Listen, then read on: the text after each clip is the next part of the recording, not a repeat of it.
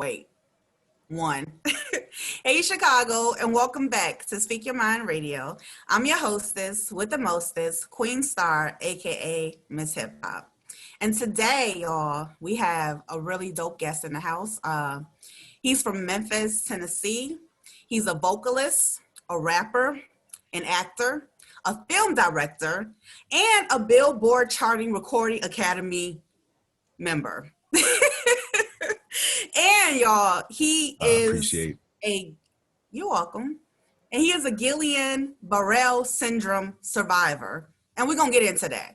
But so right now, bring it to the mic. Step into the mic. Feel me? We got Big Swahili. What's up, man? How y'all doing? I'm talking loud like this because this is how everybody who grew up in the 90s talk when they was introduced on air.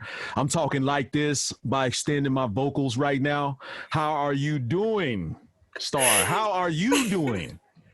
I'm doing well, Marco. Let me tell y'all about her. I don't know if anybody did this about her right now.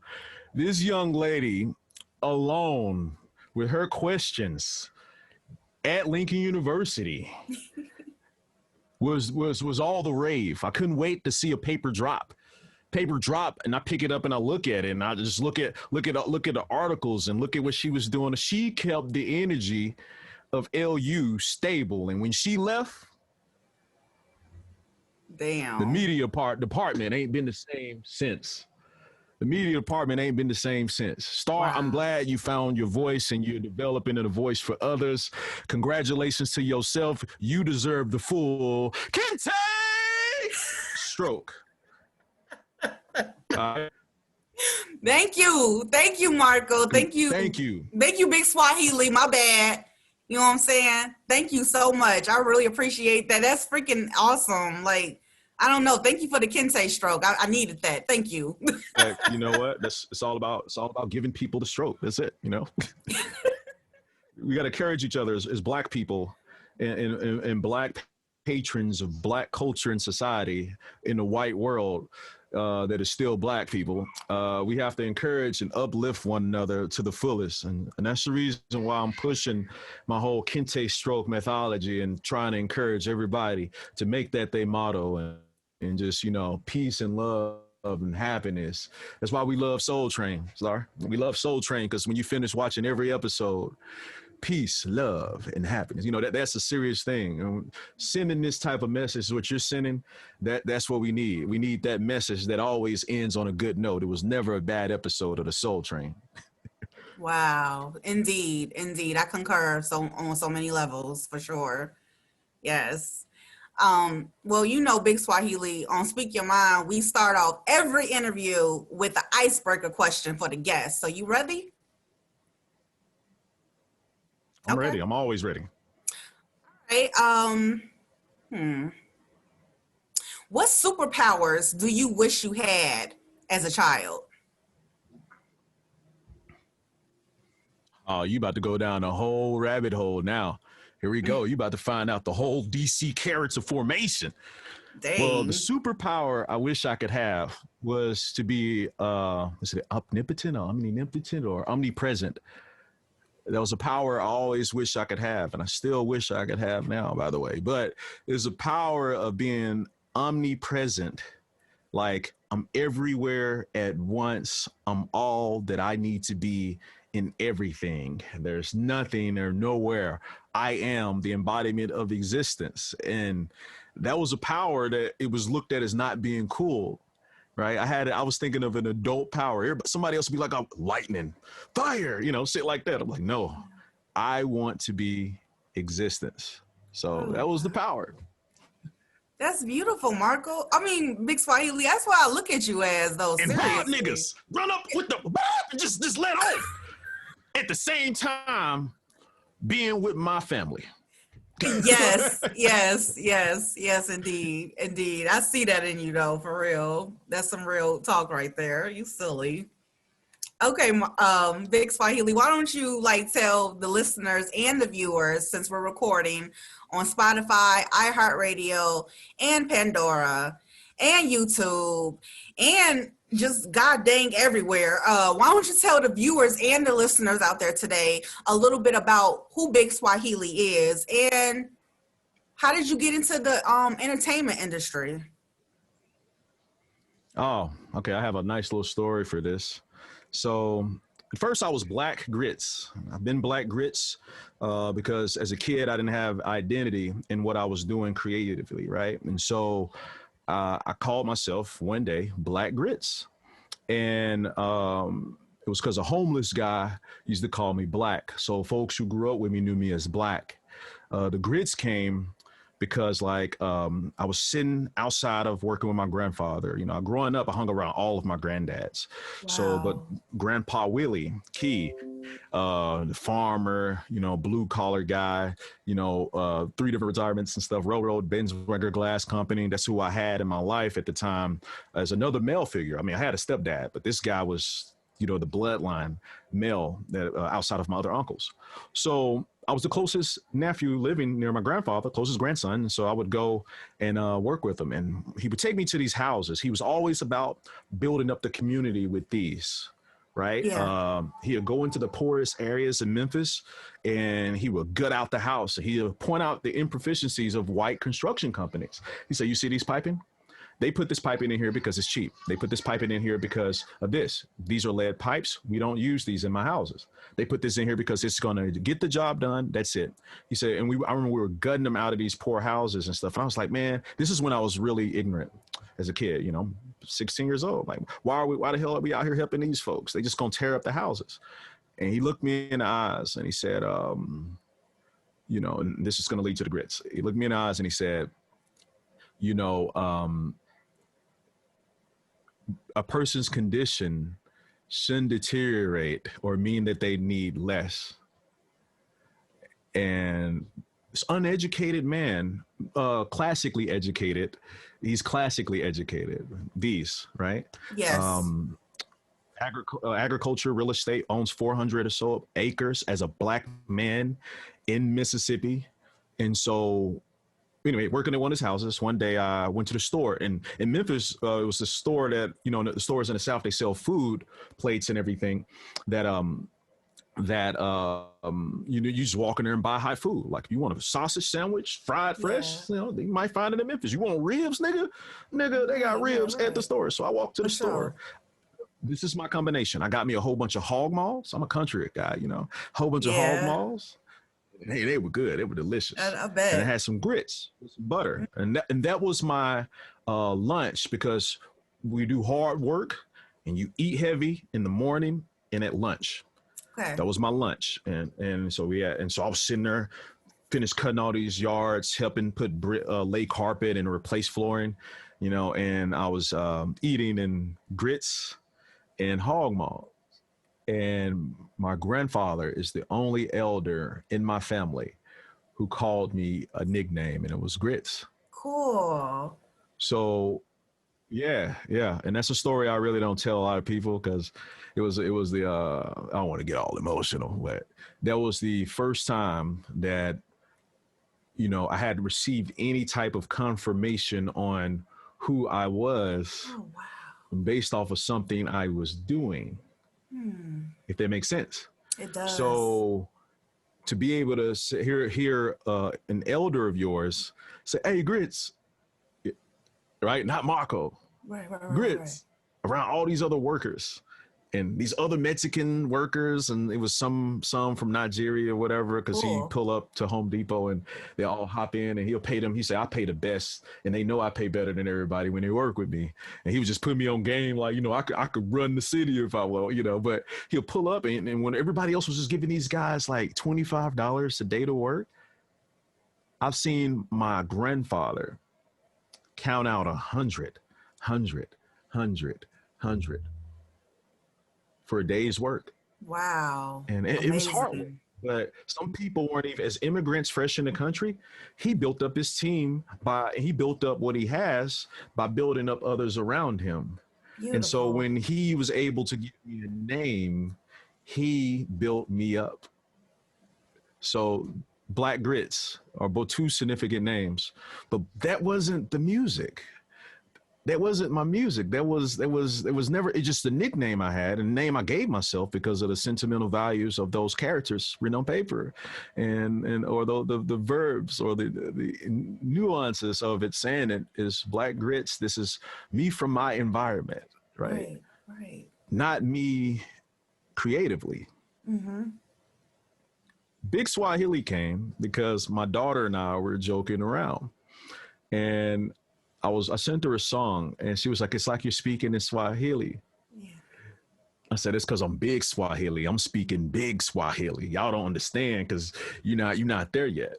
Mm-hmm. And and to give background on that, why that's special is because that's the first time my daughter and I were able to engage in a conversation about what we both do creatively. And she's 12 years old, and so that was like unique. Of course, she paints. She draws, she writes stories, and she has characters. Like, she's developed, and I told her, I said, "Sweetheart, you're developing your own creative universe. The universe is in your hands." Yeah. Yeah, and that's why it's kind of hard to get rid of now creatively. My daughter helped me with my name. So Oh, God, that's how so Big beautiful. Swahili. And that's why I came here to bring the universe the Kente stroke. I asked you if you was ready for the Kente stroke. You said, I wasn't ready. I'm ready. Like, yeah, you getting it. Everybody, if you got a neighbor, you turn to your neighbor and you say Kente stroke. That's what you do. Right. We got to empower each other by giving everybody the gospel of the Kente stroke. You build in the environment, you don't take their environment and tear it down. You build up people to be in that environment. You ever went to a nice ass restaurant and you change the way you act? Yeah. Mm-hmm. Right? And some people don't understand what I'm saying because some people ain't really a 5-star or diamond rated, right? So you go to a diamond restaurant, everybody's doing this. Everybody's talking, whispering, they're talking. It's very, very, very monotonous sometimes talking. Oh, that's great, Jack. That's cool. And I'm looking at white boy Jake like, "Nigga, you faking right now. We don't talk like this when we eat, nigga." And he's like, "Marco, I'm just following the flow, bro." I'm like, "Yeah, okay, I understand." And then you conform to it because it's a sense of being better, even though I could be in there like, "Hey, y'all ain't got no chicken, nigga." And then everybody's turning around, plates drop like, "Oh." And they probably would have done that if I said, "Hey, I need some water." Right? And that's the thing, because that environment. So you ever walk in a fancy house? You can't do shit in a fancy house that you do inside like your frat house or your party college house, right? Right. True. You can't do stuff like that there. And that's the thing. We putting people in better environments. And that's what my music is. My music, I'm presenting something that I believe everyone deserves. That's what my creativity is visually. That's what my stories are. I believe everybody deserves to be exalted in some sort of way. And everybody deserves an environment better than where they are. Because you won't know better sometime unless you put yourself in an environment. And let me define environment.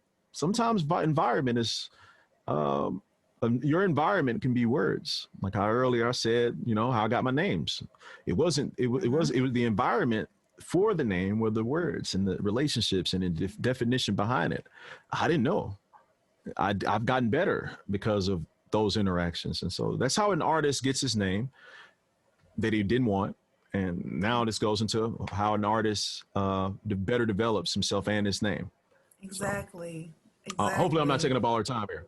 No, not at all. That's why we're here, so you can tell your story, Big Swahili. Oh, yeah. Yeah. You did touch on everything that I asked you. I asked you to describe, to the viewers and the listeners who you are to the entertainment world. And I think that is a beautiful and powerful story that you told, especially a lot of people may not know this, but I'll put it in the perspective that I understand. So me being from Chicago in the streets, you feel me? Like I'm going down the street like that, but my environment was the streets. Some people that come from the streets, they don't have a self of identity. You feel me? So when I watched this one documentary, this is strange. it created like a mindset in me that if you don't know who you are at any age, you're not going to move past this stagnant level of creating who God wants you to be. Does that make sense? Mm-hmm. That Right. makes a lot of sense. Yes, heck yeah. Because your grandfathers, and I think that's a wonderful, beautiful story for you to be so close to your grandfathers who are even more closer to God because they've had experience on this earth and they work with their hands. And you at a young age was helping them. So he gave you your first nickname, Grits. And that became very powerful. Mm-hmm. But it wasn't the last name that was going to be given to you, because when you were a kid, your superpowers was to be omnipotent, everywhere, existence. And that's exactly what you're doing. So, which brings me to my next question that I want to ask you. How does it tell your story of you being a GPS, not GPS, y'all, GBS survivor? GBS. Explain, because I know what it is. I did my research, but to me, I feel like I barely scratched the surface. I want to hear it from your mouth and what happened. So we're approaching the anniversary of me having Guillain-Barré, or GBS. It's coming up in a couple of weeks. On the 27th Wow. would be the anniversary from last year. What ended up happening was, and this is going to shine light up on how they treat Black men in the medical field when it comes time for them to actually get help. I went to 3 different hospitals and 3 different doctors before I was finally diagnosed by another minority doctor who listened. It started in like August last year. I started having tingling, weakness in my hands. I even got like a scrunchy ball hand eczema size thing and whatever. And at the time I was working at Centerpoint Hospital. I loved working there, by the way. It was a great I had a great boss. Like my director was amazing. Pretty much anywhere in mental health, all my directors have been amazing. So I would use that and try to strengthen my hands, and it wasn't working too well. And then one day I was like, let me do push-ups. I was just keeping myself awoke. I want to drink my coffee, and I got down and tried to do a push-up. Now, Star, you know me. Back in the day, I actually had a 6-pack, probably Yep. 8-pack coming in, right? So I used to be very fit. Yes. So been doing a push-up wasn't an issue. So I got down and I was like, okay, let me do one. I couldn't do it. The next week, this whole left arm was just starting getting tingling and numb. Oh Now, I God. was thinking at the time, because I was working 2 full-time jobs, making that Skrilla, you know what I'm saying? I enjoyed both of my jobs, and I was working 16 hours a day. That was the goal. I was going to have my lady be at home just to be a mother. That's what I wanted for my queen. Man. And what ended up happening was I was thinking, I was like, man, I'm having a stroke. So I went to the hospital, the first hospital, which was Capital Region. Went there, and the doctor did some tests, asked some questions, and not even joking, in 30 minutes, I was out the door with a $800 bill. Damn.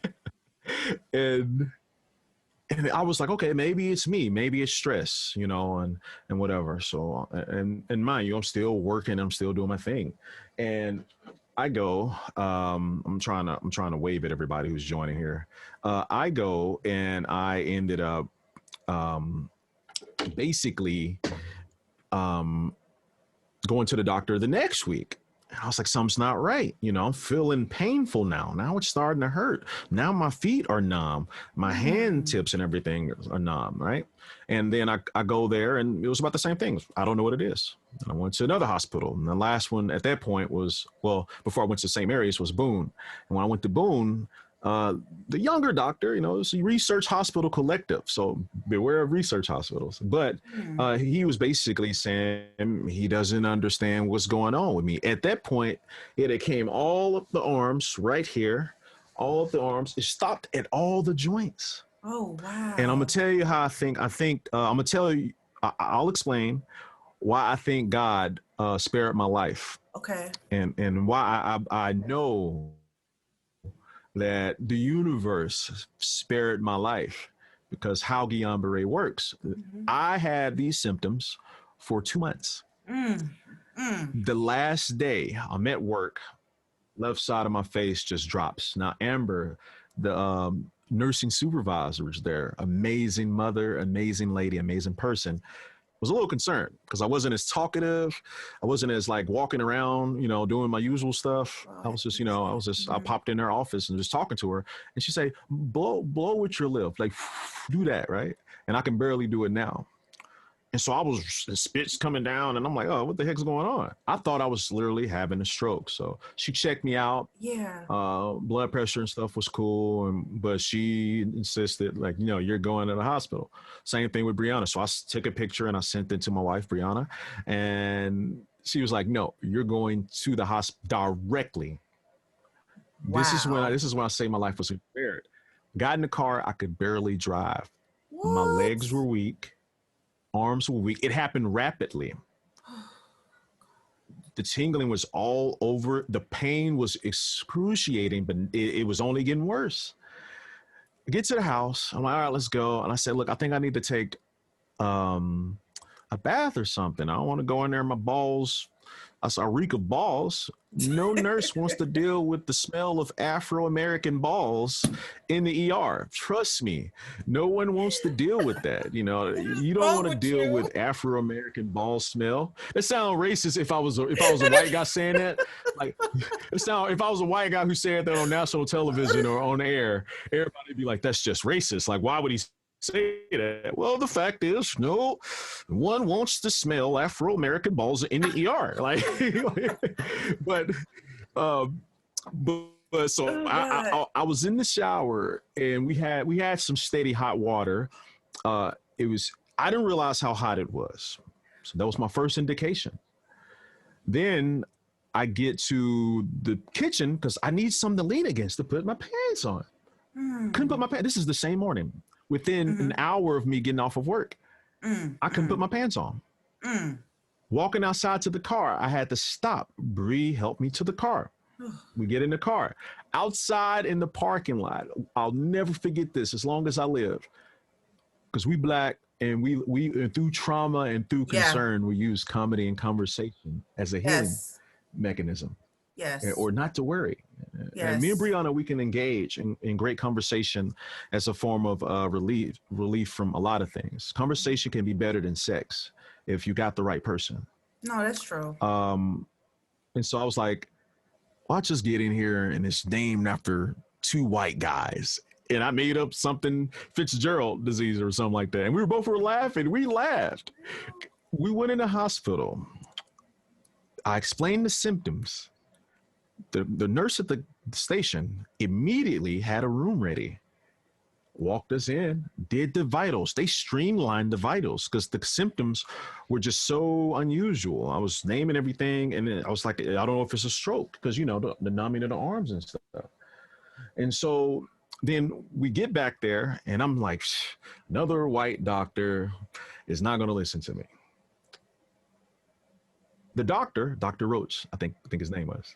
The doctor comes in, he listens, right? And I'm just telling him my symptoms. Same thing I've been telling everyone else.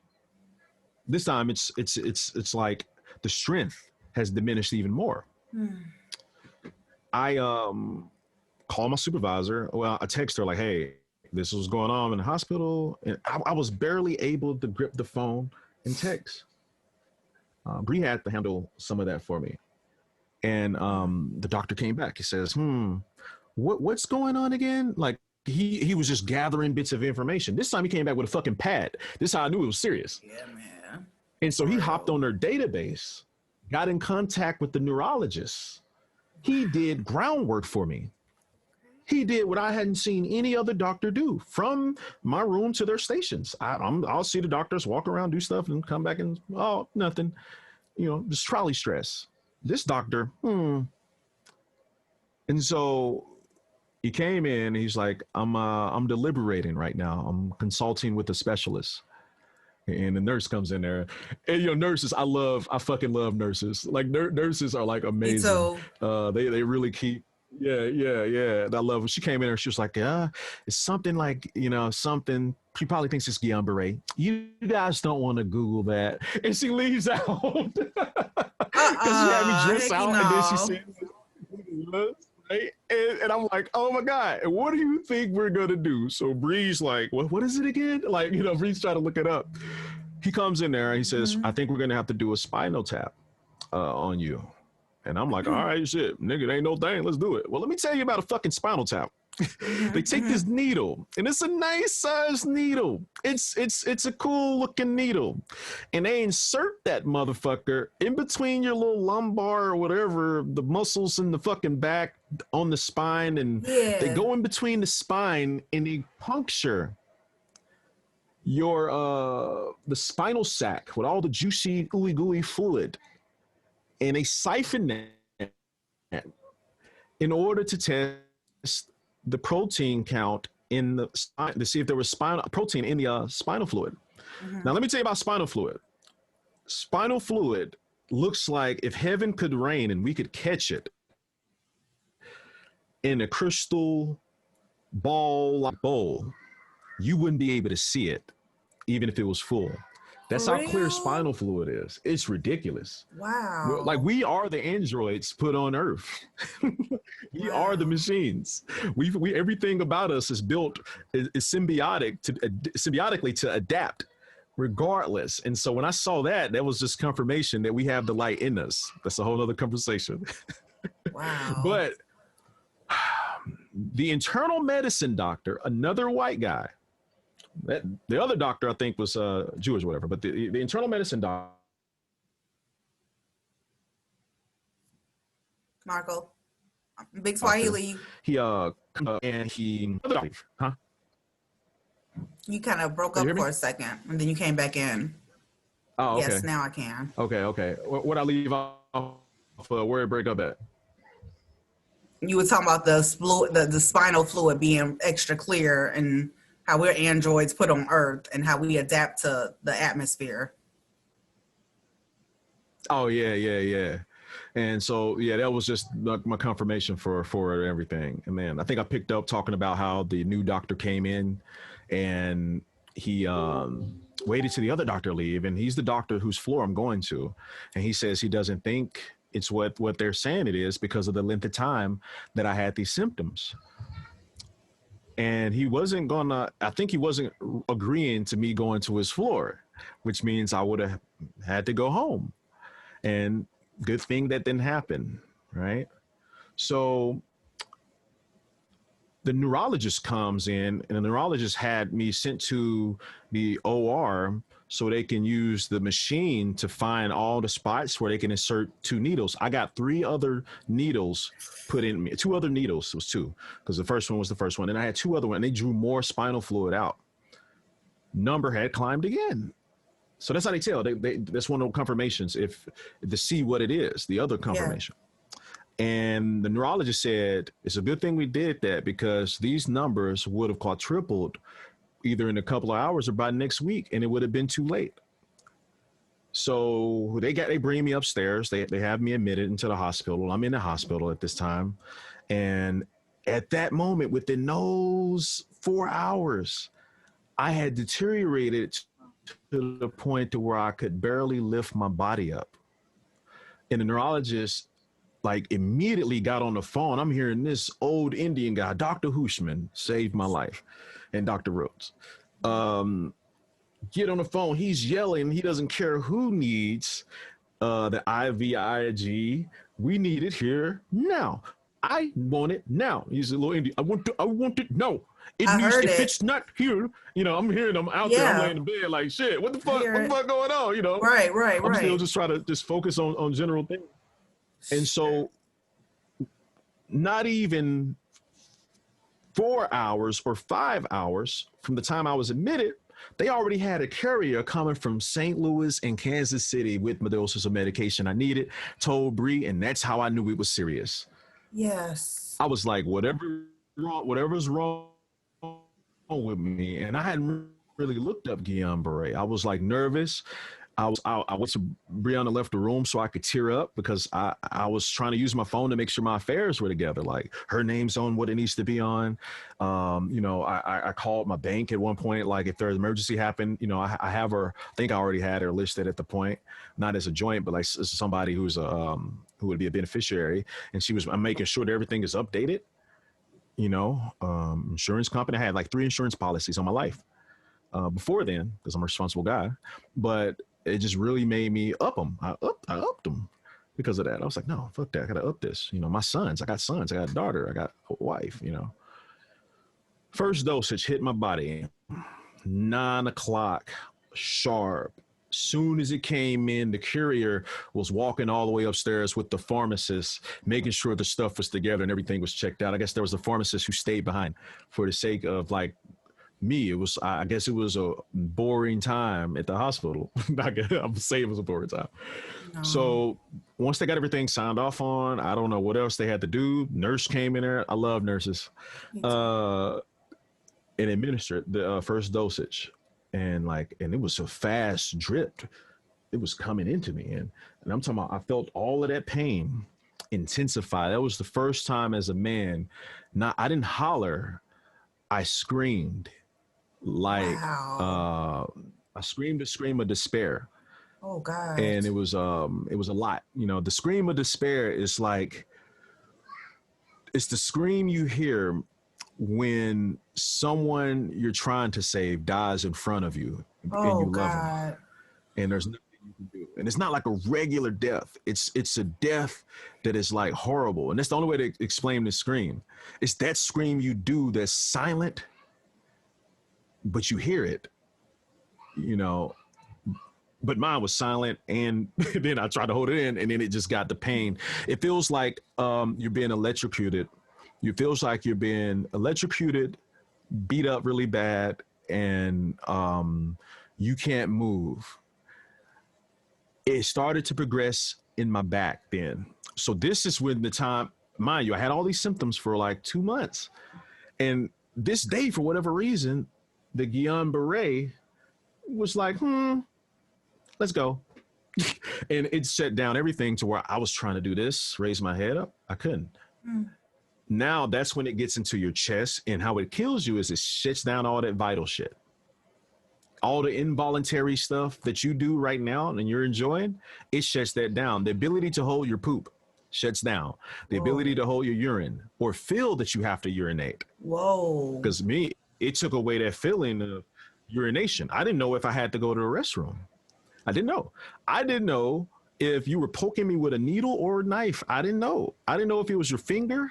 I didn't know. I couldn't even feel the pressure, you know? He would hit my knees and no reflex. And that's Miller-Fisher syndrome added in. So when you have that's Miller-Fisher syndrome, when it shuts down your joints, all your reflexes. So when that happened, it was just horrible for me. And I hopped in a support group and I realized that a lot of people died.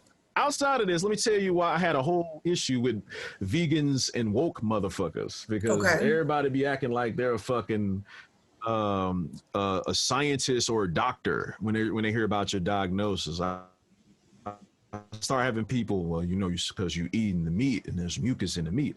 Like, motherfucker, that's not what the fuck it is. Or people will read. Marco, I can't hear you. No, it's like frozen, like for real. I don't know what to do. Go to Mayo Clinic. They'll type in when I posted what it was. Everybody was hitting me up. Oh, you can probably my connection here. Let me see. Am I good now? Yes. I hope it's not. I don't think it's my connection, but yeah. Well, so I'm good right now. Yes. Is it mine? Mine's good. Yeah, yours is good now. You were talking about the woke motherfuckers. But yeah, everybody was hitting me up. Yeah. So everybody was hitting me up. And everybody was trying to say that what I was doing wrong in my life and all this stuff and what I... You keep breaking up. It keep freezing. I need to be... Marco. Big Swahili, you're...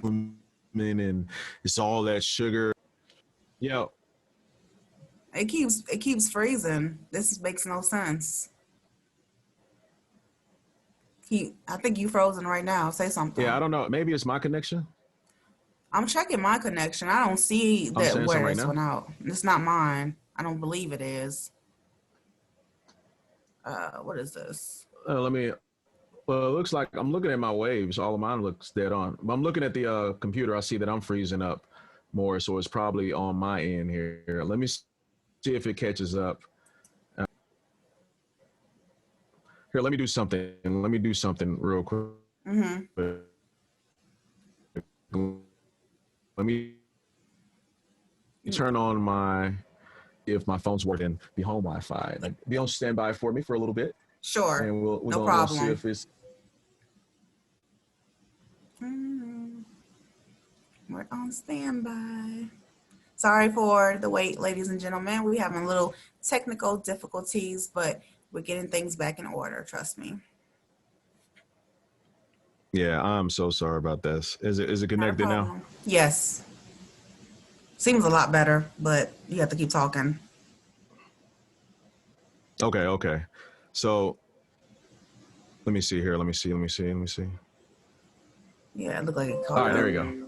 Yeah. Somebody Yeah, we can you, caught up now. yes, it's like catched up. I can see it, like the seconds and everything is adding up again. Okay, so everything is on point. Yes. Okay, cool. Let me call Brianna. There you go. Hey Bree, could you bring me a phone charger, please? Thank you, babe. I'm using my phone's Wi-Fi, and I don't need the phone shutting off on me, so that would be horrible. Um, but what did I leave off of in the meantime? Oh gosh. Let's see. You were talking about The scream of despair and all of the that, and then scream of woke this people hit me up, and yeah. about the So mucus and the what? meat. Blah, blah, blah. Mhm. Yeah. So what I ended up learning about this disease when I joined the support group was there are people actually dying and who don't recover at all for a long time. One guy, it took him 30 years to recover, where he actually put a video up of him able to finally walk around Central Park and he ran. Another lady, it took her like 90 days. And Really? she recovered with no symptoms. Another guy that I know and I talk to on a regular, and two is black women are their numbers are actually more than black men with this autoimmune disease, and which explains a lot. But now you're starting to see more black people get it. It's super rare as it is for Guillain-Barré to be around, but now you're starting to see more instances of it, especially with COVID-19. It sits Yep. in you. You don't know you have it until it exists. So there's no way to really test for it preemptively ahead of time to say, oh, you have chances of developing Guillain-Barré. No, you don't know. It just simply doesn't work that way until the symptoms pop up. So with COVID-19 and people I believe were dying from Guillain-Barré and not actual COVID-19 initially because yeah, I'm like she she got her beautiful sweater on here. She don't want nobody to see her. Get I, get out of here. Come on. I'm doing a hey girl stuff, Bree. son. I'm all ghetto. I'm sorry. Okay. No, it's all right. My sons will run in here. Let me plug this up. They'll run in That's here dope. and, Yeah. and start like automatically tweaking with all the studio gear and turning knobs. And they'll stop, look at the computer screen, and come back and turn because they're copying off of me and my movements. And I That's was like, okay, that's beautiful. dope. Or they'll start banging on a keyboard, then stop, look at the screen, and start banging on the keyboard again. And that's how they get their Beautiful. development from it. Yeah, I love my I boys. I love love it. them. And that's Yeah. what my fight is about right now, even with this disease. But people were telling me what my recovery was going to be and that it was going to be easy. And I think that was the most disparaging thing because if I were to base my ideal of recovery off of everybody's expectation of what they read Yeah. online, for doctors barely Mhm. even every other doctor I talked to from this point on probably hasn't dealt with a patient with it or That's they've dealt right. with someone with it and or they've known someone in the hospital who was someone else's patient with it. That's how rare it is. You know, I had Yes. doctors from Mizzou coming to the rehabilitation hospital. Like, I hadn't seen a case like this in my whole career. One senior nurse said, she said, Mark, you know, your case, you're the first case I've seen with Guillain-Barré. Nursing students and some of the doctor students are walking there, and it felt weird. It felt like I was a little guinea pig, you know, because, you know, it's a research hospital, so they got all these students there, and so all of them were just asking questions. I'm talking about folks were writing down, taking notes. This is something it was like a circus. This is something you will never see barely in your career. The one and only room 136. Our subject is an Afro-American male minus the ball smell. Oh God, that's terrible. And he's in this room. and we're gonna show you his condition. And they'll come in, and one time I was masturbating. I was trying to get my shit to work. I'm right no, there. you were not. Marco, I'm sorry. My mother-in-law basically got lube for me, and she didn't know what I needed it for, and so I'm trying to be discreet. Like, yeah, could you just get a bottle of Astroglide? You asked me if I needed anything. Could you just get this particular brand of Astroglide? All right. In case you guys don't know what Astroglide is, Big Swahili always keeps it illy with Are you getting paid for this? Astroglide. You want to use the Astroglide when you're diddling your willy. Okay. Even the kente stroke.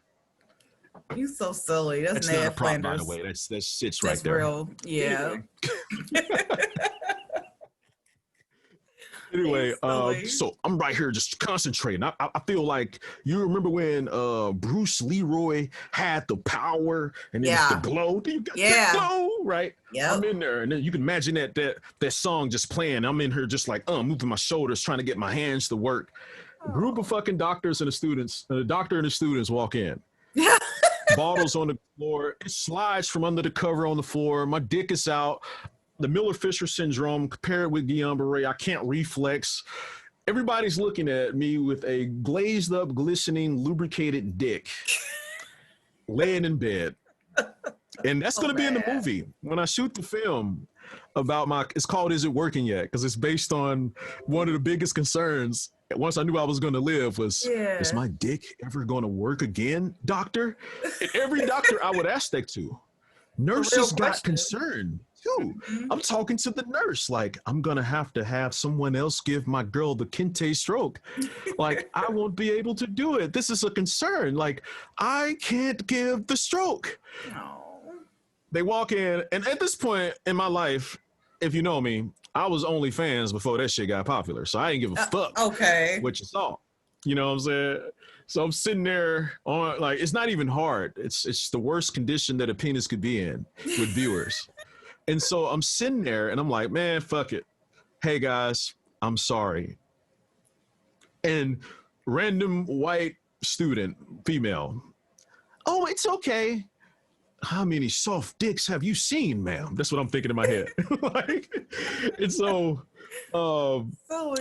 leave out, and the doctor's like embarrassed. He's standing there like he wants to say something, and he's like, man, you know, that was a good illustration on how shit's not working. And we joked about it. He was like, oh, he said, that was actually the best illustration.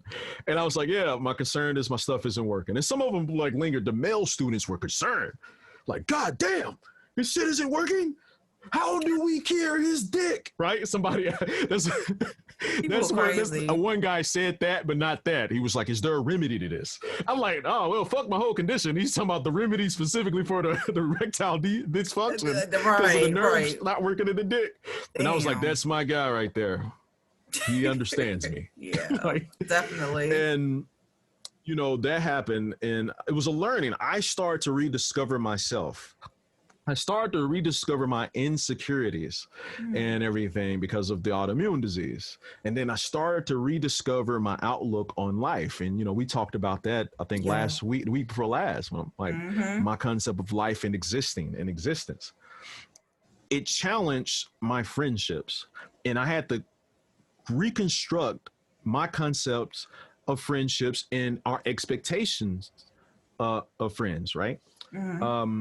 For instance, my close folks were there. People I didn't expect to showed up. I'm not a super religious guy, but to have Pastor or Reverend Lee and his wife and Shawnice and her husband show up, show support, that was powerful. I didn't know how to take that. I didn't know. It was so positive and shit. Everybody that popped up, you know. I even had people who wanted to be side chicks What the show up. freak? What? Weird. That It was is a chick I weird. didn't know. She showed up. She was like, Marco, I saw your post. I saw everything. I came here directly for you. And I'm sitting here in the bed like, who the fuck is this bitch? Like, who is this? I was like, man, Bree gonna beat this whole ass. I don't even know this chick. I'm sitting here like, did I mess up? I didn't do anything. I didn't give anybody else the Kente stroke, right? So that was one of those things, funny. right? And I learned a lot about people. And one thing, this is a message for everyone.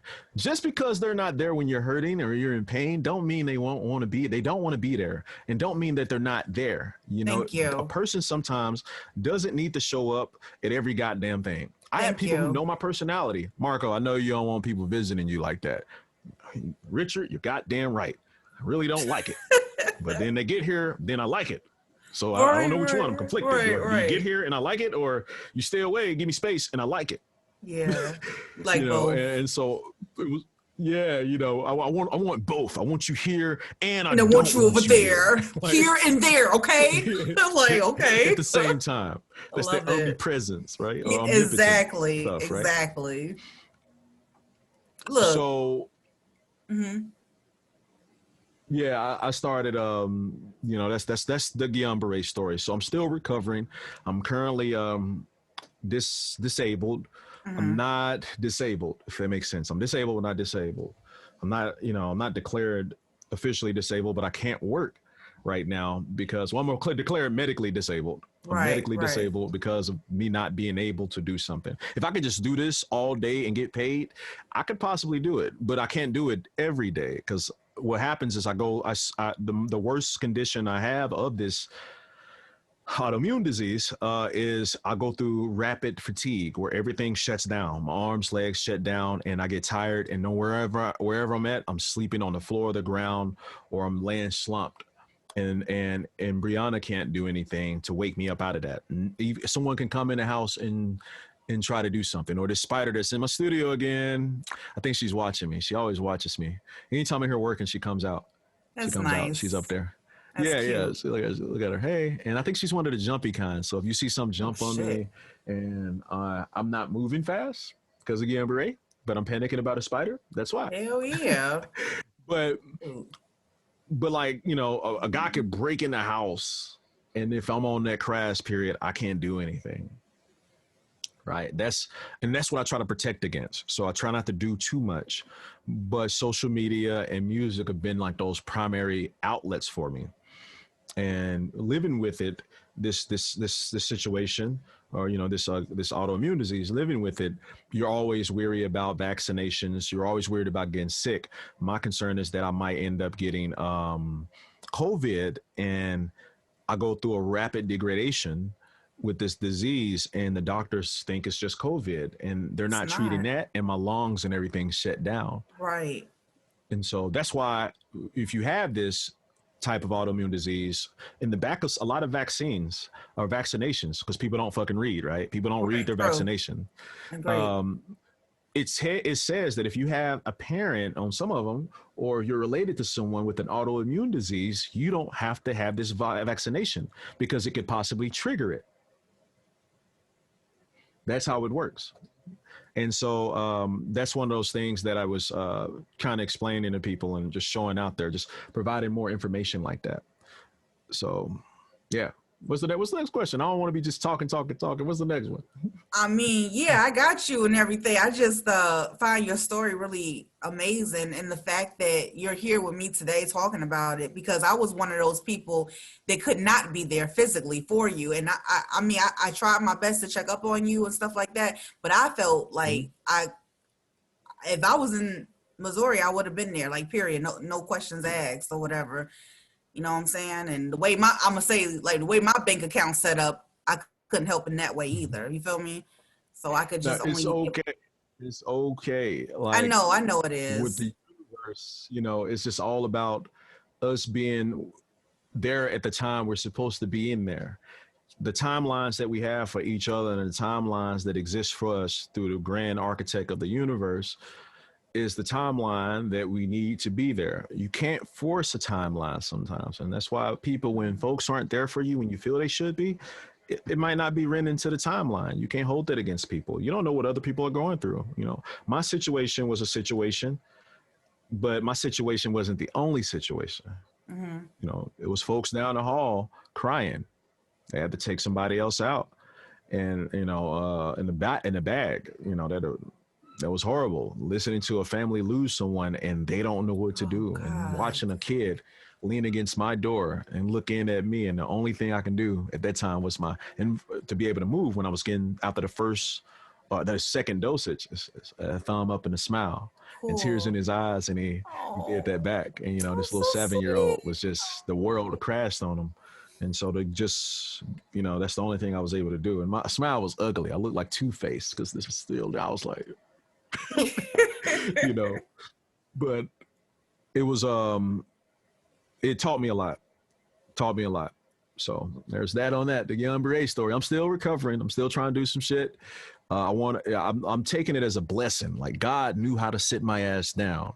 It's like he went through the list of shit that can fuck me up, and they're like, your liver's healthy. It's remarkable. You drink and your liver is like this. Your kidneys are immaculate. Your lungs are great. Every organ is like textbook perfect. And God was like, hit the blunt, hit him with the shit. I'm Damn, gonna for humble. sure. Imagine if Trump was God. That's how I Oh embody like God. God, or Damn. God's substitute decision maker is Trump. It was funny, Marco. I'm so done. I'm so done with you. But no.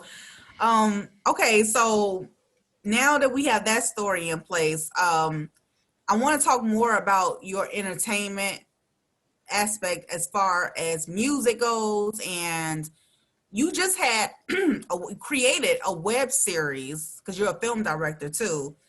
And I want to talk about that because I did like see the first episode and I was just like, kind of blown away and everything. I'm trying to go through my notes because there's something specifically I want to ask you about. Well, just talk about the web series on YouTube. How did that come about, period? Like, how did you gain all the so, actors? so the actors are already creatives who existed in the community, and they're great people. They're good folks. Um, so first, before I keep going, I want to bring up the Steampunk Dugout is another one of my sponsors. Oh, wow. So Okay. yeah, That he's Christopher's an amazing guy. I'm just bringing this up real quick as I get ready to round out the rest of the story because I brought up creatives around me. Well, this right here, and is great for tobacco or whatever it might be that you would like to put in there. He has the steampunk, a real, true steampunk design. Um, a little pipe here for you to put your tobacco in. In this case, I'm smoking Red Man, okay. or for the time being. And if you want to contact this guy for the right stuff, but the steampunk dugout, you can Mm-hmm. get these things, and you should order one. As a matter of fact, let's do if you want to. It'll come out of my pocket. Let's hop back on here next week and do a giveaway Cool. if you're Let's down do for it. someone. I'm down. We'll I'm do a down. giveaway, I'm down. and I'll mail it to the person personally and stalk them on social media to share it. This man was an angel. He fell out the sky with the manna I was trying to collect, and he brought me fruits from the tree of life and knowledge, Amen. and Amen. and it was perfect.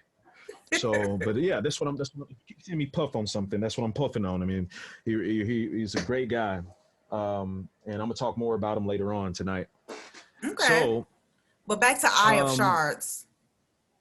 Aya Shards. So that was Grind or Gerard Arvell April Heckemeyer, who was my Hey. co-director, who helped me in the background. Okay. We were at her house, and she allowed us to shoot. It was kind of cool because how the chandelier look and the light is the scenes look really vintage. Yes. And then there was Asaya. Asaya was the other actor, played the wife, Yeah. and it came up because I wanted to tell, and I'm still planning to tell, the story. And Paula was the sister. I'll Mm-hmm. explain her role later.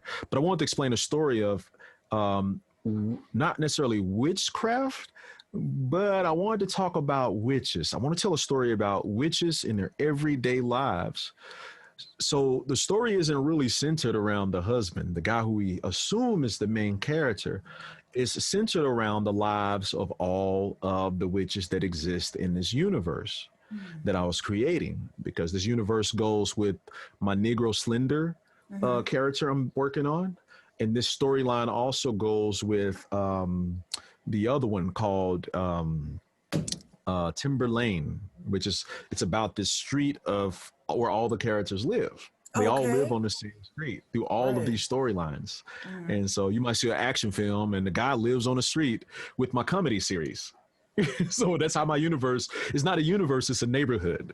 So I'm building up my stories around one neighborhood. And one day I hope to really take it to the next level and shooting it. So that's why the story with the witches is important, because it's talking about these witches and their whole world. They live in an existence that we can't fathom. Like there's different academies, and there's not academies, but like different classes of witches who hang around these witches, or who were brought in to their craft by other specific witches. Mm-hmm. And they have these basically every city is a city that these witches are from.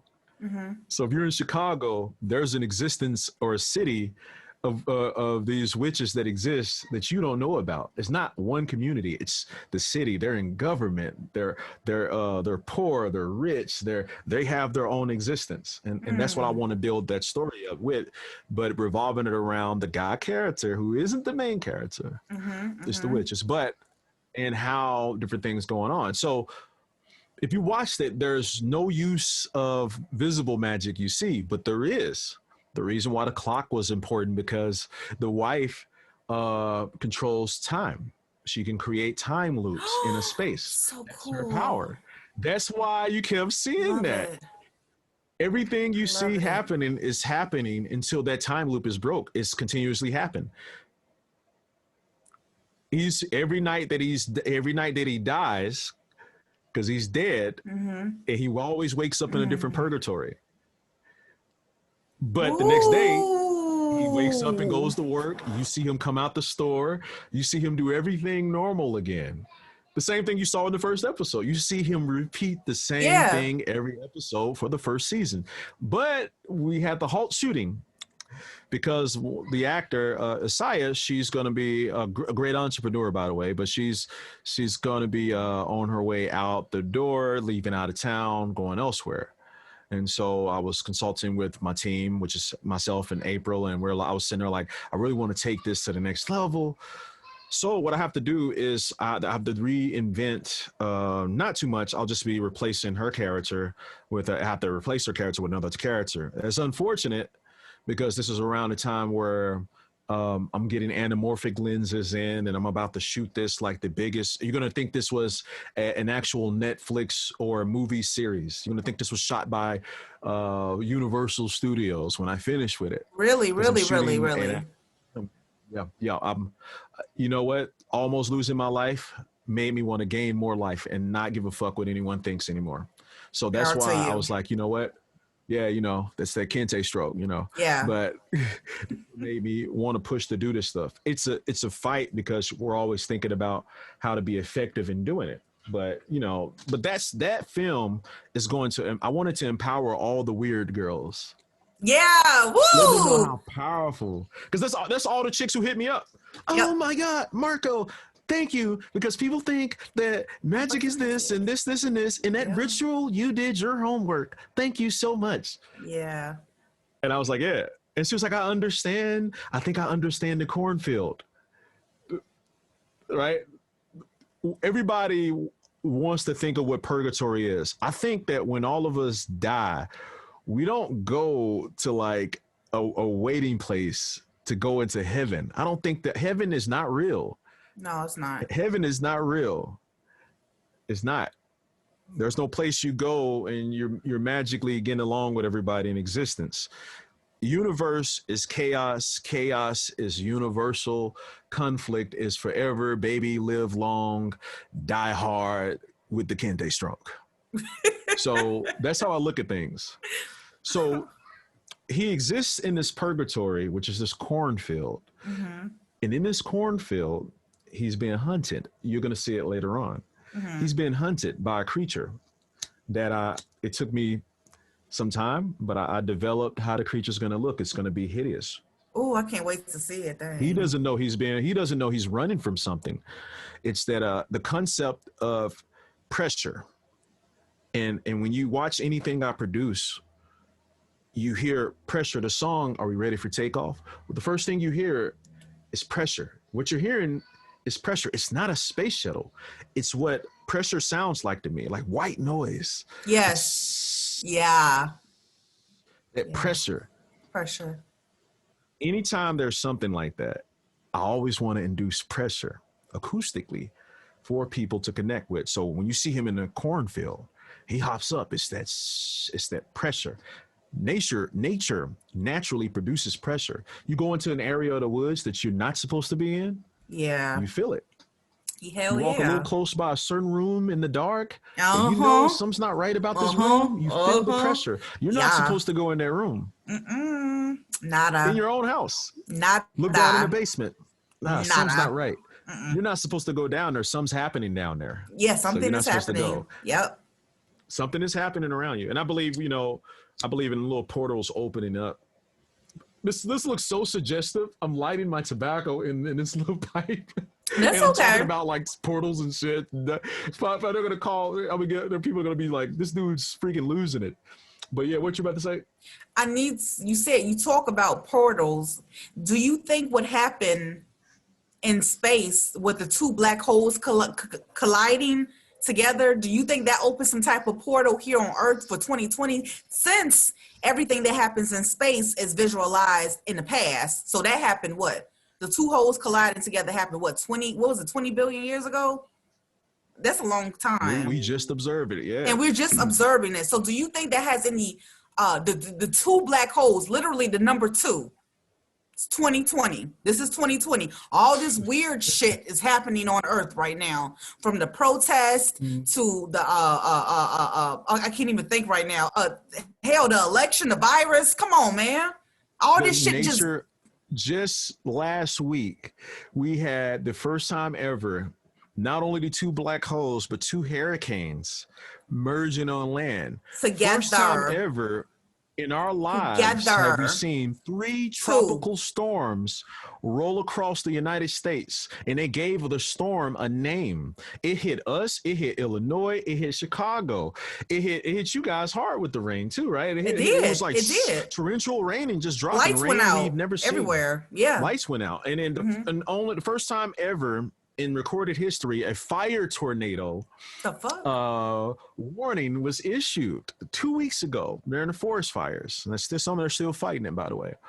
But the fire tornado, they had to warn residents of that, right? It's so much stuff going on. The night before last, I'm outside. I'm grilling a little steak. I see the moon. I say, this moon is different. I take a picture. I post a picture up of it, and how the moon looks with the infrared information pulled from it, it's red. It's blood. It's a war moon. It's a moon that warriors are meant to fight and die under proudly, no matter the outcome of their death. That was the type of moon that was. Yeah. It's the universe. I feel like something's happening somewhere else, and it's happening here too.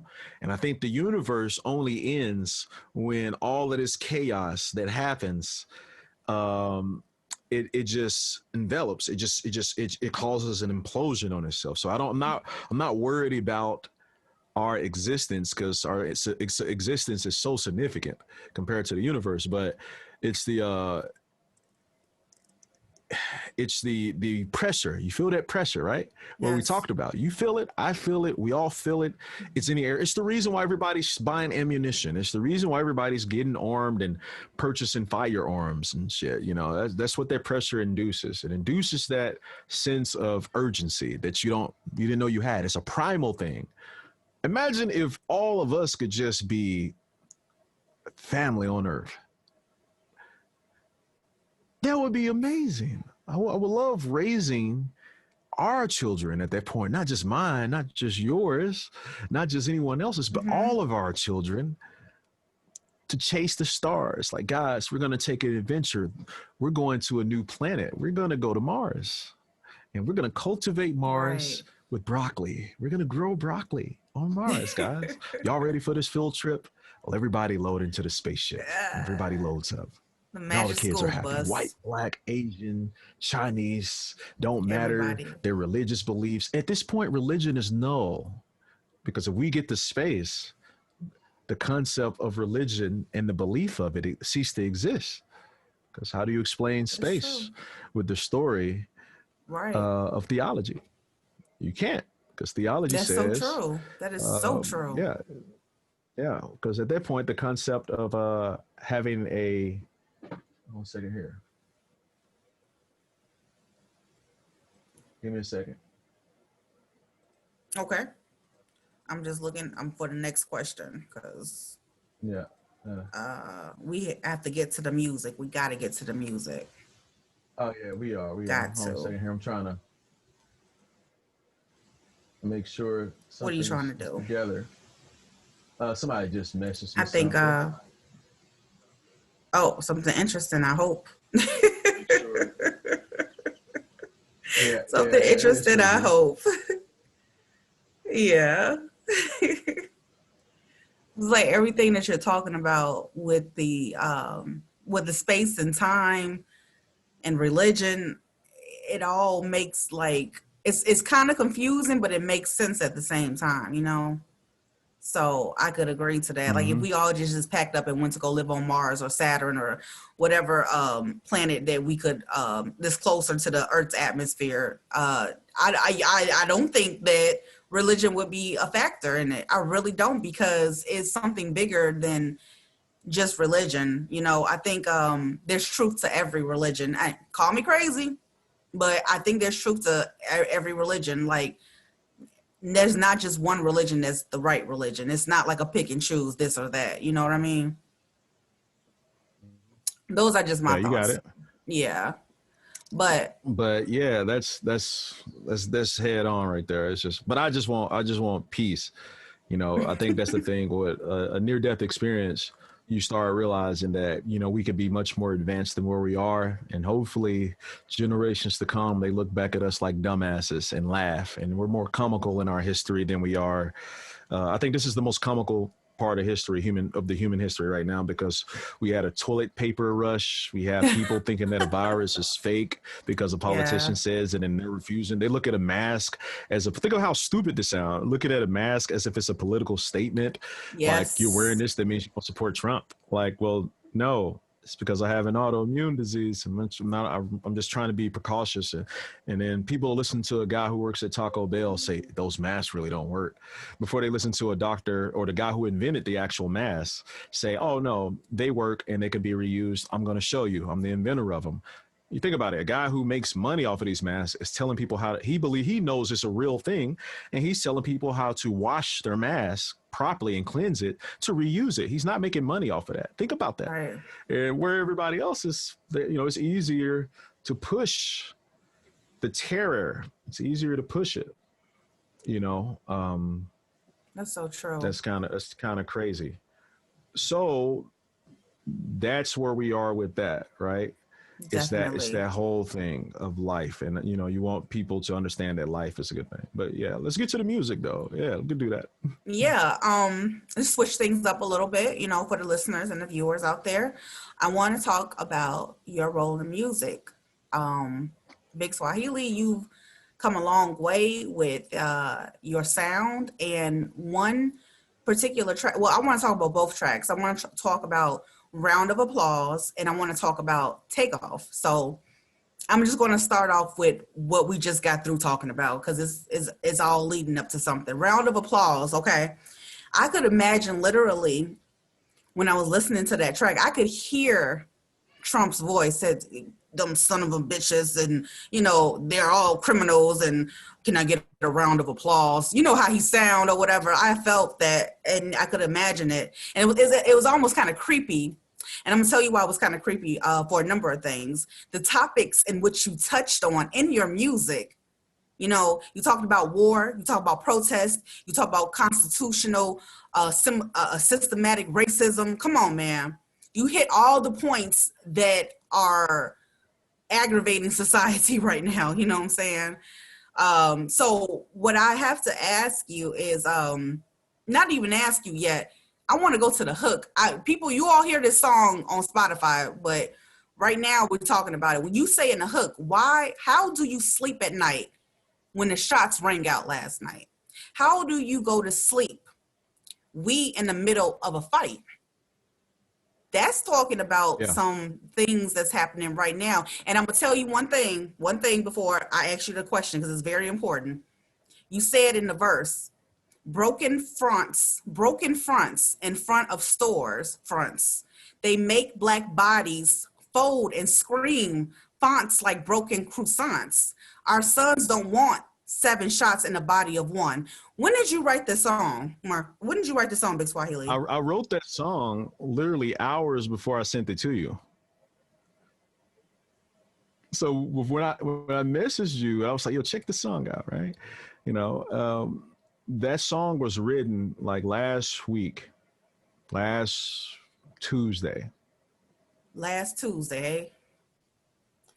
Yeah, the feeling of the song exists already in me. And, and I did the song, and when I finished it, I was like, I'm going to share it.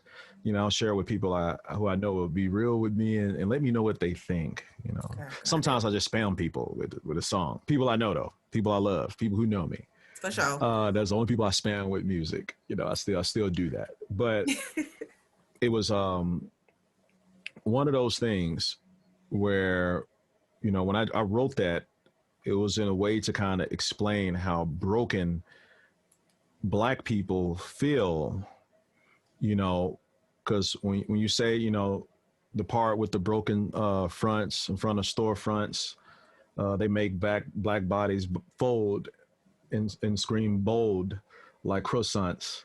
Yeah. It was the whole concept of we're screaming, we're yelling.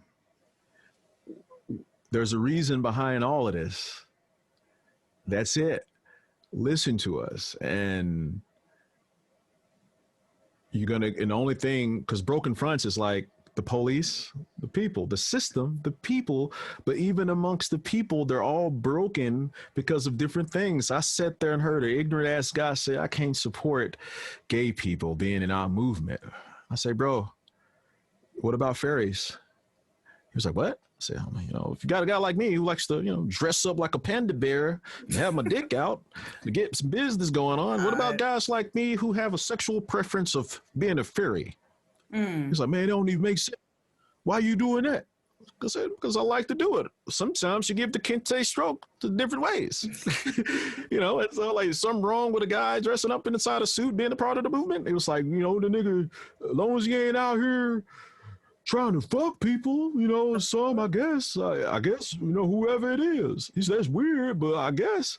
I say, so wait, so you're saying it's okay for me to have a preference personally, and as long as I'm not out there with my penis out, then you're okay with that? And it's like, yeah. I say, so why is it you have an issue with other people and their preferences, or other people in their sexualities?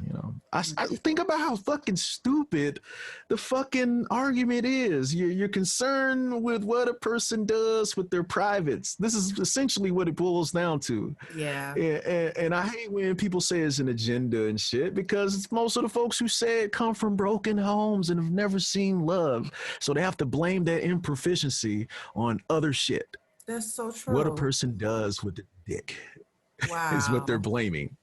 their insecurities and the shit they can't accomplish in life That's what I on, got. and because it's easy to blame the other, right? It I get is. mad at conservatives all the time, but conservatives aren't the problem. The problem, they're part of the problem. Liberals can be a big ass chunk of the problem. You know, you come across a liberal white lady who claims that she's here for your people.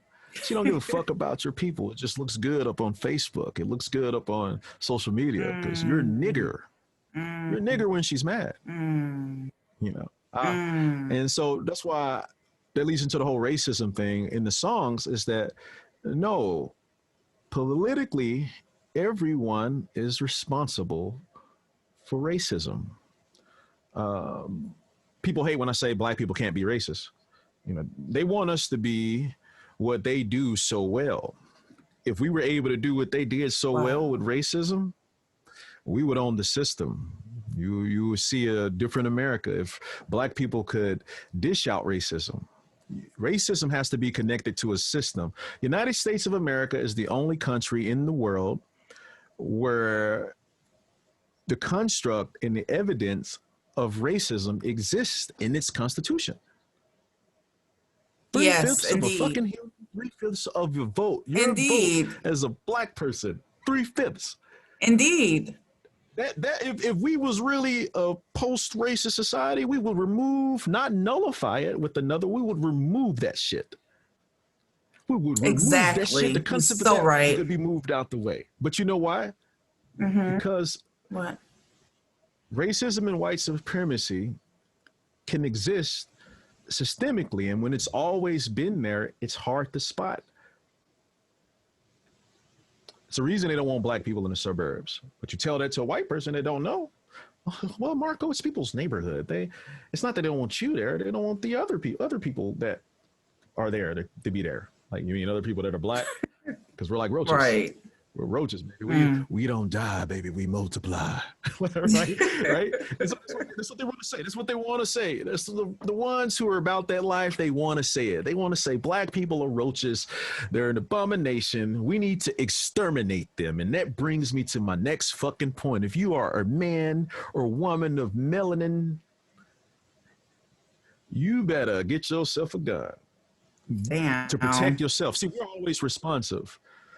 Black people are responsive, right? We're not responsible. Right. We don't own the system. We don't control the system. We're not the system doesn't represent us. That's true. Right?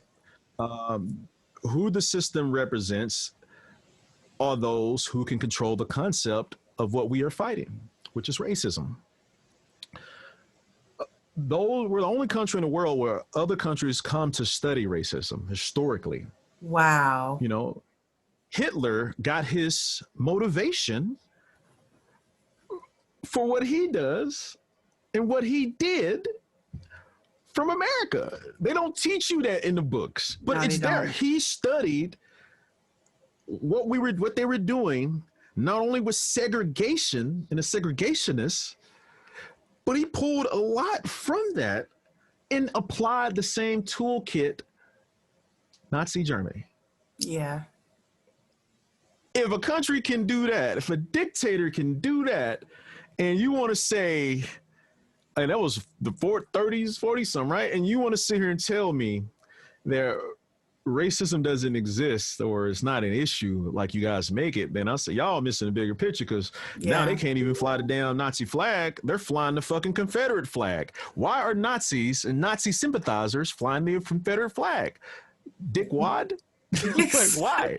Big Swahili, I want to stay focused on the music because you got a lot to say and I love it. Sorry, but that's what all is in the music. You know, that's what goes into it. It's the only way I can scream now. And that's beautiful. You scream through a lot of things that you do, but I want to go back to I want to go back to the question about take off. Now, this song, like, I need to know, like, you wrote it last week. You wrote it pretty quickly and everything like that. What elements were you influenced by, so to speak? Like, literally, like, it has to be what happened to that young man, Blake Jacob.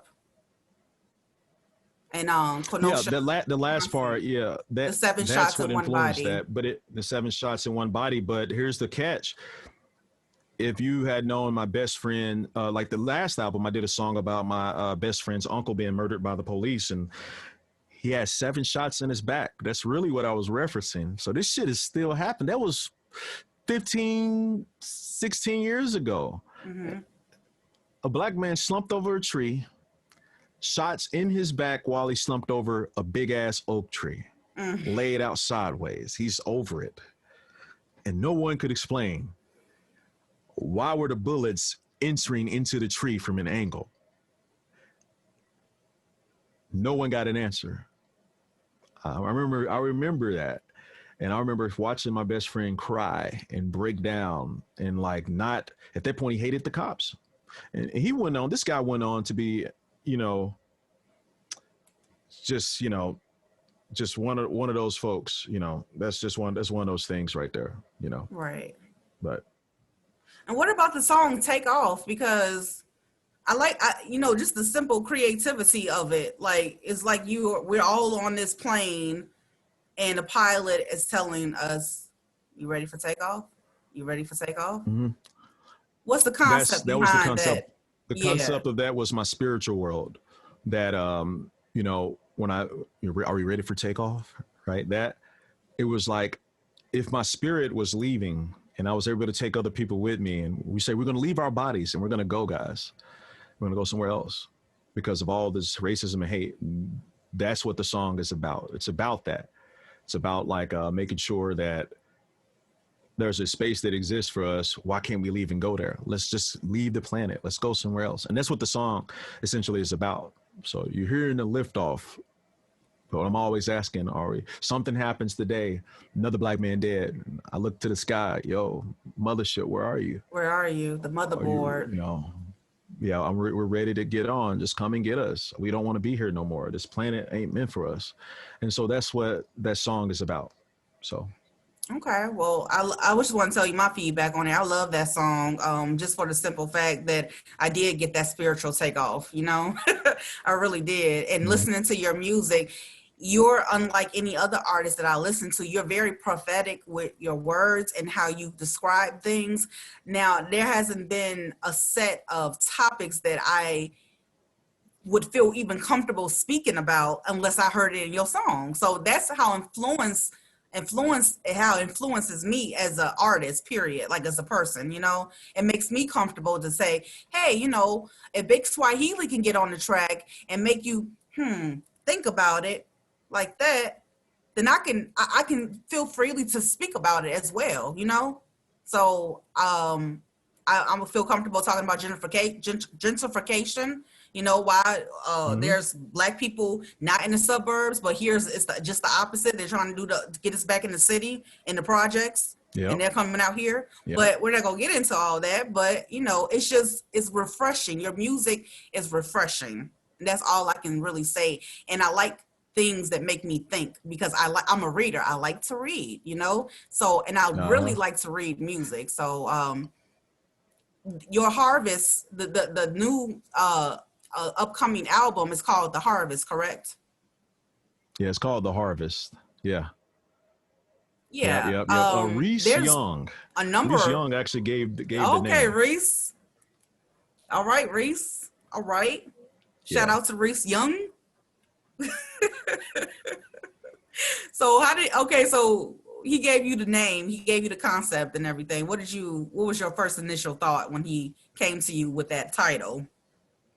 When he came to me with the title, and they said you should name it this, right? And I was like, yeah, The Harvest would be dope, yeah, because he was basing it off of me gardening instead, and so I'm always talking to Reese about my garden. Like, really, he doesn't even fucking garden, but just my brother. He's gonna hear the shit, and so I'm gonna talk about my brother. Talk to my brother about me gardening, and that's what I did. And so when I heard it, I immediately thought about my concept of life, like how I look at everything. I was like, yo, this is dope. I'm thinking aliens, and he probably wasn't thinking this, but I'm thinking aliens, a huge spaceship in the middle of a field, and kids are under it. Yeah. You see, you're catching it now. boy. You're catching it. Yeah. That was This is deep. the late Kente stroke. That's what that's about. I felt that. It's I that get it. Kente stroke. I got You just you. look. Yeah, we've been going at this in this interview, and you feeling the stroke. You got the I felt Kente stroke. it. I felt it. Right there. Yeah. Right there. Yeah. So now you understand how I connect everything from my visuals to my music. Beautiful. Yes. Amazing. Yes. Brilliant. You are phenomenal. Okay. Very much so. I can't do the Kente stroke loud because the boys are asleep. Oh, okay. We got to keep it down now. We got to no keep more it down for Kente the stroke. babies. Yeah. Okay. Now, I'm sorry, Big Swahili, I want to get into the ending of the interview. This is a game I specifically came up for you. It's not really a game, but it's just, I need you to answer these questions in less than 60 seconds. You feel me? Okay, I might suck. Let's do it. Suck away. All right. This game is called Out of This World Questions. Let's get it. Okay. Big Swahili, why do you think people take life for granted? Because they don't know they exist again. They don't know that when they die, they're going to have another life. So they take life for granted because they're reckless with it and they don't know the value. And so when they repeat the next loop, that's when they'll figure shit out. Great answer. Do you believe God is real? Why or why not? I believe God is a concept, and we want God to be this cool Republican guy with a beard who says, "Welcome to heaven." And I don't really think that's God. I think the universe and the grand architect of the universe, whatever energy force that is the grand continuum we live on and within us and within existence. The concept of theology is created by us. I can create a religion right now in 500,000 years. People will follow it and they'll believe it. And that's the religion. I can just base it off of a Mickey Mouse character and somehow people will link that to their existence. I think we all have the universal knowing of life in us. It's just tapping into that. Yeah, it's just tapping into that realm. I agree with you 100%. What do you believe is humanity's greatest downfall? Humanity's greatest downfall is that we refuse to advance. Oof. We refuse to advance. We keep finding things to hold us back. We're supposed to be a type 1 civilization right now. This one guy did some weird study and he was like, hey, we're in 20 years, we can be a type 1 civilization if we all work together. We can have the real version of Enterprise versus a cartoon or a show. The real Enterprise could exist if we work together. But working together means giving up self-agency a little bit. And we're not going to do that shit. Damn. I mean, well, I think some of us are more willing to do it than others, but yeah. Yeah. What are your blast thoughts? Off with those. Definitely. We're really about to blast off with this one, but what are your thoughts on reincarnation, which we already had this discussion, but tell the people. Mm-hmm. So in my upcoming audio book that I'm working on called I Don't Believe That Chuck Norris Will Ever Really Die, right? One part in one of the chapters that I cover is the concept of what life is. When I was laying in a hospital bed, the sadness came over me because I was like, man, these people feel familiar. This one nurse came in. Her soul, I only seen her once. Her soul was nice. Everything was nice. And I said, you were probably my sister in another life. And she says, you know what? It's something about you. We probably were related. And then from those experiences, encounters where, you ever come across somebody that just feels familiar? Yes. Right? Yes. It's like, yes. Deja vu exists, but when deja vu happens, look around you. Yes. Right. That's what this concept is about. Look over who's around you, because whoever's around you, you know them. Maybe not in this life. Yes. In the next life, you know them. And so I look I look at existence like that. Like I look at, that's why the concept of everything, it's like opening a soda, right? And it's not the best illustration, but if all the bubbles were just bubbling up here, but then I want you to take that same soda and invert it, like those two colliding stars, right? Or black holes. You Yes. invert it. And when you invert it, the bubbles, there's an equilibrium. There's a point at which all the bubbles exist at the same time that other bubbles are dying out. Oh. You have multiple existences of the same bubble from the same point in the cup existing at the same time that it's dissipating to continue on with new life. And I look at our lives and the concepts of our spirits like that. Humans, we're androids. We're just a clone race of beings. I believe that we were the real aliens and we got stuck here. But that's a whole nother conversation. I see. If we Yeah, want to you continue right it. about that, But honey. that's the thing. Like, and when I look at life, I think that me and you were probably related, or me and you probably were husband and wife, or me and you were brother, sister, brother, sister, sister, grandpa, niece. I believe that everyone has some sort of connection with each other spiritually. And I can challenge that by when we talk about children who said they existed before, right? Children who said they Yes. existed before, and they exist. There have been children who solved their own murders by saying, when I lived before, I got killed with an axe. And I showed you the article of the real story. I sent that Yes, to you you, right? did. And Yes. it's stories like that where kids can go back to the beachfront property that they used to be at, but he died right here in the ocean, and he points where he died, where they pulled his body out.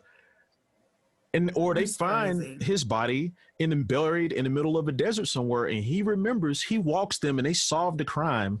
And then next thing you know, they arrest the guy who actually killed them. The birthmark matched with how the kid was killed. That's crazy. That Every stuff is time I hear it, real. I know. I Yeah, believe I know it. it's real. That stuff happens, and it's not reported. It's not big. It's a phenomenon. So when you call something a phenomenon, people dismiss it, or you get the scientific people. Why is this happening?